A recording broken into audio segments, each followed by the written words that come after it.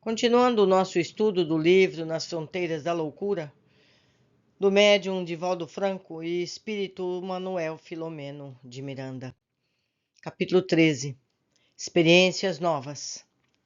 No último dia do Carnaval Carioca, aguardamos maior soma de atividades em razão dos excessos a que normalmente se entregam as pessoas, despedindo-se uns da festa e outros do corpo que enferma, sem possibilidade de recuperação.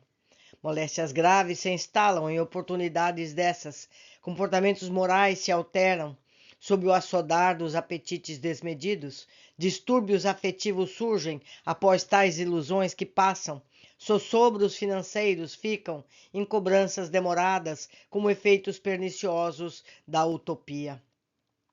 Os seres humanos, porém, sem dar-se conta da necessidade de espairecimento sem destruição da vida, da alegria sem o apelo à desordem, do prazer sem o comprometimento moral, fixam-se nas fugas espetaculares à responsabilidade, permitindo consumir-se inutilmente, alongando por largo período a frustração não atendida, a sede e a fome não saciadas.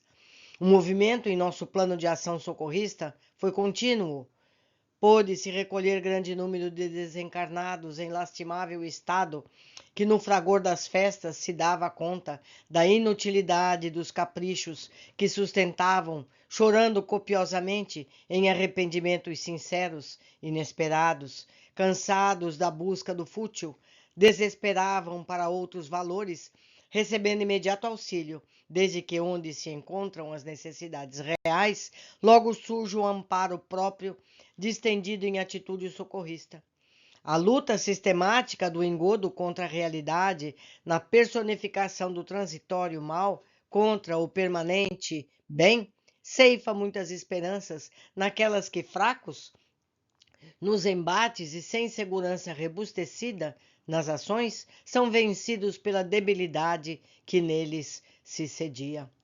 Não há como negar-se que o ser humano é o artífice do seu destino, sendo feliz ou desventurado, conforme eleja o procedimento que se deve impor.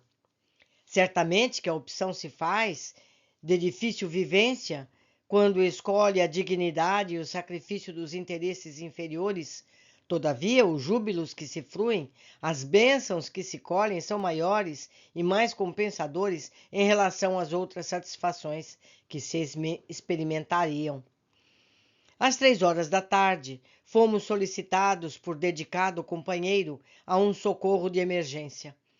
Tratava-se do irmão Arthur, eficiente médico de nossa esfera de ação, desencarnado há pouco mais de um lustro, ou seja, 5 anos. Aportava no mundo espiritual, acho que um lustro.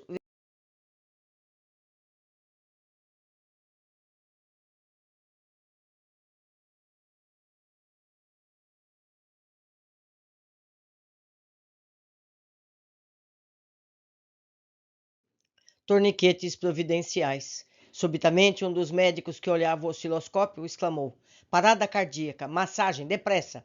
Naquele momento, o orientador apontou a jovem, quase totalmente desprendida do corpo, em agitação frenética, sob domínio de impenitente obsessor, que lhe gritava: Quiseste morrer, e assim será. Não escaparás. Não volverás ao corpo infame que desdenhaste. Agora é conosco. Não pude compreender bem o que se passava e não havia tempo para tanto. Enquanto prosseguiam as massagens sem resultado, o cirurgião solicitou o cardioinversor elétrico, ou seja, um desfibrilador, para a aplicação de choques na esperança de reavivar o músculo cardíaco. Vi Dr. Bezerra aproximar-se do algoz e deixar-se perceber na grandeza comovedora de sua humildade. O espírito cruel, defrontando-o, blasfonou: Ela é minha, ninguém a tomará de mim. Veio às minhas mãos por livre e espontânea vontade. Não a deixarei. Não sou eu que te tomará o ser que mesquinhas, ripostou sereno, senão o nosso Pai, Senhor de todos nós. A hora não é chegada para que ela retorne. Desse modo, se a retens, serás o responsável pelo crime de homicídio consciente. Além do mais, o acontecimento será como quer o Criador, e não como desejemos nós. Esta é a tua vez de ceder. A voz era gentil, mas decidida, suave, porém segura, não dando alternativa à dubiedade de ação. O carrasco impudente estremeceu e retrucou: Não acederei, só a força, venha tomá-la. O desafio chocou-nos. Era a primeira vez que eu defrontava uma cena de tal porte. Entidades perversas e vagabundas que por ali transitavam foram atraídas e começaram a chacotear. Sem qualquer ressentimento ou desprezo pelos malfeitores, o amigo dos sofredores silenciou em prece e profundo recolhimento. Enquanto isso sucedia, o irmão Arthur semi-incorporava o médico que aplicou a primeira descarga elétrica na área do coração. O corpo semi-morto foi sacudido com violência após o que recebeu a segunda dose. À medida que se concentrava, o Dr. Bezerra começou a irradiar poderosa luz que saía de seu plexo solar, inundando a sala de forte claridade espiritual. Em nome de Deus, ordenou então, devolva essa jovem ao seu corpo. O espírito da treva ficou paralisado, sem compreender a ocorrência. Soltou o espírito que sentiu o impacto das descargas elétricas e o forte apelo da matéria debilitada, parecendo à nossa visão que era violentamente sugado pelo invólucro carnal.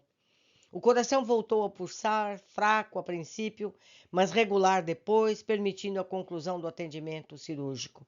Não sabia o que fixar. Se o irmão Arthur, em comovido pranto de júbilo, se ajusta entre o amor e o ódio, o perdão e a vingança, longe dos olhos terrenos, naquele santuário onde a vida física era decidida, em perfeito entrosamento, espírito e homens adestrados. O diretor, impertérrito, sem demonstrar vitória alguma, prosseguiu. A vida é patrimônio de Deus e todos nos encontramos situados nela com propósitos superiores que nos estão reservados. Todos conduzimos enganos lastimáveis, que são frutos da nossa ignorância, igualando-nos, de certo modo, aos erros e diferenciando-nos nos acertos. A sua anuência, meu amigo, é abençoado acerto que lhe descerra oportunidade nova de que todos podemos gozar. O bem é inexaurível, o nascente, que flui sem cessar, sempre melhor para quem o distende aos outros. Observe agora, em nome de Deus. Um grande silêncio se abateu sobre a sala. As entidades ruidosas calaram-se, atemorizadas. Permanecia a luminosidade. O espírito pareceu tornar a realidade antes de assumir a atitude habitual de maldade. Viu adentrar-se e seguir a sua direção um ser espiritual que desencarnara com a idade física de 8 anos, aproximadamente, acompanhado de veneranda entidade. A pequenina ergueu os braços e exclamou entre soluços: Papai, papaizinho, meu paizinho! A surpresa aturdiu-o, mas a penina tirou-se-lhe nos braços, enquanto, aconchegando-a de encontro ao peito, ele, por sua vez, respondeu: Filhinha, alma de minha alma, mamãe! E afogou-se em pranto de emoção superior, desde há muito represado. A anciã era sua mãe, que lhe trazia a filhinha inesquecida, de quem ele estava distante pela própria incúria. Todos nos comovemos sinceramente felizes com o resultado daquela luta. A este tempo, Noemi, anestesiada, estava sendo removida da unidade de terapia intensiva. Os três afetos recobravam a tempo de longa separação em demorado amplexo de ternura e saudade. A mãe beijava o filho, a ovelha que se extraviou e agora fora encontrada, enquanto ele, sem conter as lágrimas, não conseguia falar, sem saber a quem mais afagar, se a mãe ou a filhinha. Naturalmente, o benfeitor retomou a compostura habitual, simples e nobre. Neste momento, a senhora interrogou o mentor do trabalho. Poderíamos hospedar o meu filho no posto de socorro para tratamento inicial antes de o transferirmos para outra instância? O que aconteceu aqui? O espírito que estava querendo levar a garota foi surpreendido pela própria mãe e a filha, e com isso se sensibilizou e vai ser também atendido. Ele também vai ser recuperado. Veja só, a oração de Bezerra, que grande vantagem trouxe a todos, que benécia trouxe a todos, a garota e ao seu obsessor. Com inefável prazer, respondeu jovial e respeitável Bezerra. O irmão Arthur retirou o pequeno walkie-talkie e comunicou-se com o acampamento, solicitando veículo e padioleiro para o transporte do novo paciente. Nossa, ainda se usava o walkie-talkie, hein? Ali mesmo, sob o carinho dos familiares, o antigo perseguidor foi socorrido com passes que o amolestraram, auxiliando na desintoxicação psíquica de que necessitava, adormecendo para facilitar-lhe o transporte. A mãe e a filhinha acompanharam-no felizes e reconhecidas. Posteriormente, soube que no instante da reflexão profunda do Dr. Bezerra, ao ser notificado do atentado suicida de Noemi, este fizera uma consulta cujo método me escapou aos centros de informação da nossa esfera, a respeito do conteúdo obsessivo no problema, simultaneamente quem se encontrava envolvido e como alcançá-lo. Enquanto nos dirigíamos ao hospital, mensageiros diligentes providenciaram a vinda dos familiares do perseguidor, que aguardavam em oração e vigília no bem, por momento semelhante a fim de atingi-lo para a própria redenção. Fomos ver Noemi na sala da UTI, acompanhados pelo venturoso Arthur, que não ocultava a emoção nem o reconhecimento. Utilizei-me da circunstância e indaguei, objetivando esclarecer-me. Se o nosso irmão persistisse no erro, no propósito nefasto, negativo, que recursos seriam utilizados? O benfeitor, sem enfado, informou-me. Não há força que suplante o amor. Recorrendo à forte, sublime do amor, sem limite, através da oração, fomos visitados pela resposta superior do céu, que o dulcificou um átimo, fazendo-o recordar da própria filhinha, quem um dia foi raptada da sua companhia. O amor, que nele estava enfermo, escravo da revolta, rompeu as amarras e ele cedeu, o que lhe facultou sintonizar com os afetos familiares, convidados para aquele momento. Noutras tentativas, em circunstância diversa, ambas estiveram próximas buscando alcançá-lo, sem conseguirem, porque ele se encontrava encerrado em si mesmo. Se a pessoa não se volta, não se descerra para o bem, deixando-se permeabilizar, fica atrofiada nos sentimentos nobres, deambulando nas faixas inferiores, sem que os registros captem os apelos mais elevados que lhe chegam.